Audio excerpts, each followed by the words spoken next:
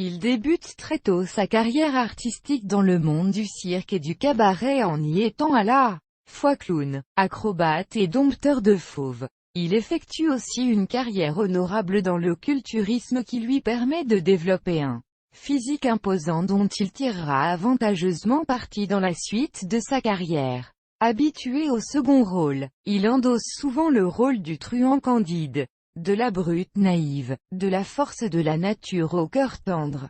Robert Derry l'engage dans sa célèbre troupe des Branquignoles. En 1954, Robert Hossein l'engage à son tour au théâtre du Grand Guignol. À la télévision, on le verra dans les 5 dernières minutes de Claude Lourcet, dans Vidocq de Marcel Bluval, dans La tête des autres, de Raymond Rouleau, ou Les Saintes Chéries de Jean Baker et dans Les dossiers secrets de l'inspecteur Lavardin de Claude Chabrol. C'est surtout au cinéma qu'il deviendra une figure populaire grâce à ses nombreuses apparitions dans des seconds rôles, notamment aux côtés de Louis de Funès. On retient son apparition dans Oscar, d'Édouard Molinaro, où il se livre à une démonstration de pectoraux et triceps savoureuse.